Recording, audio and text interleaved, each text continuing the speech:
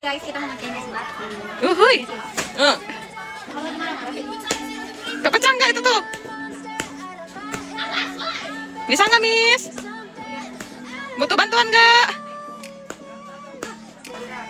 Sangat gigih sekali ya, Miss Kiki. Lancar nggak? Oh iya. Oke, hari ini banyak banget cemilannya. Ada Roma Malkis, ada es batu, ada shushu, ada cup, ada keripik, ada tuh. Ada es batu karya Miss Kiki. Ini adalah jus alpukat karya Ibu Neng. Terima kasih Ibu Neng, berlimpah rezekinya.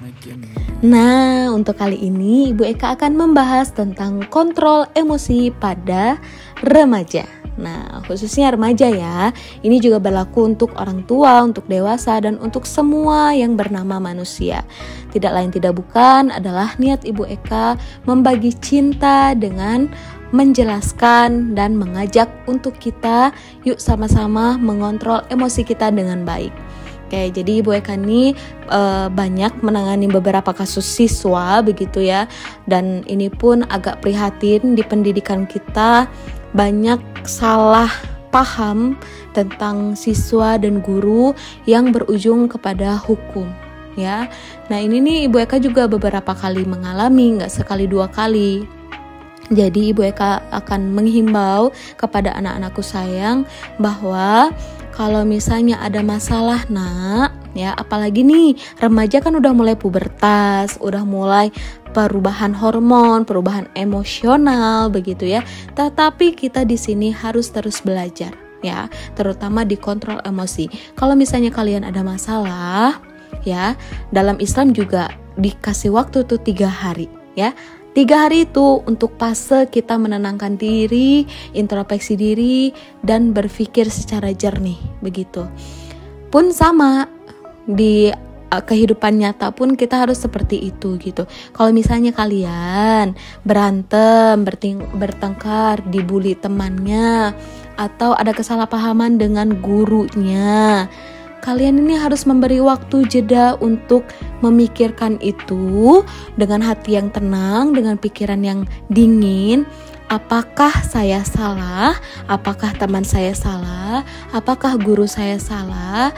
Dan di mana letak kesalahan saya? Mengapa seperti ini? Nah, itu bagian dari introspeksi diri. Begitu ya.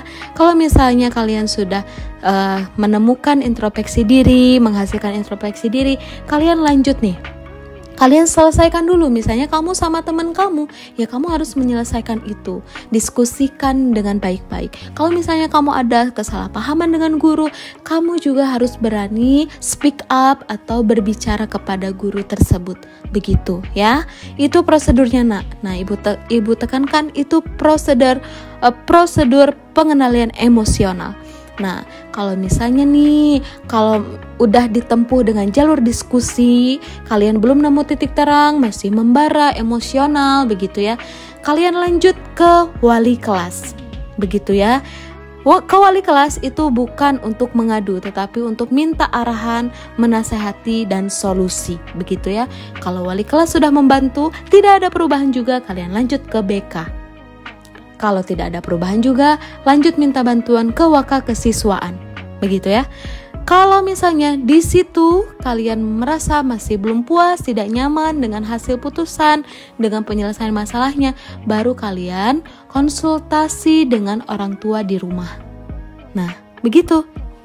Tetapi di sini Ibu Eka menekankan, tolong banget ini mah ya, kalau misalnya kalian mengadu kepada orang tua, tolong jangan dilebih-lebihkan, jangan didramatisir, jangan seolah-olah kalian yang merasa tersakiti, kalian menjadi korban. Tidak sayang, tidak seperti itu.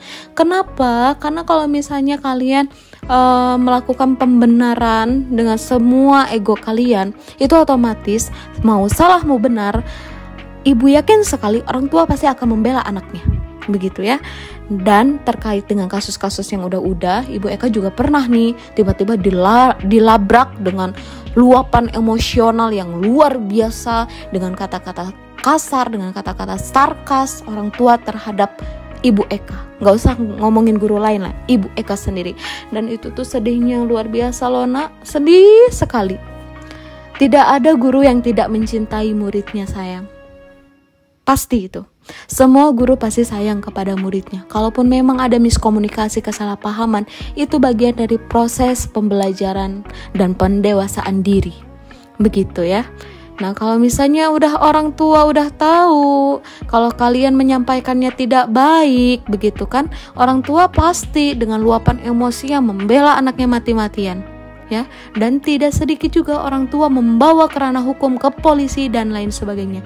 Kalau sudah begitu, kalian terluka, guru terluka, ilmu yang selama ini kalian pelajari tidak akan berkah nak. Guru pun yang tadinya ikhlas, yang tadinya mengajar kalian dengan setulus hati, akan merasakan sedih yang luar biasa. Karena yaitu tadi begitu. Jadi nak, untuk anak-anak remaja, kita biasakan berubah untuk mengontrol emosi, berubah untuk cara menyelesaikan masalah. Karena ketika kita mengikuti hawa nafsu kita, ego kita, amarah kita, yakinlah hanya kehancuran demi kehancuran yang akan mendatangi kehidupan kalian, baik di masa kini maupun di masa yang akan datang. Semoga pesan yang Ibu Eka sampaikan ini sampai kepada hati kalian yang terdalam. Oke, segitu dulu. Stay tune terus ya. Jangan lupa subscribe, like, komen, dan share. Thank you. Wassalamualaikum warahmatullahi wabarakatuh.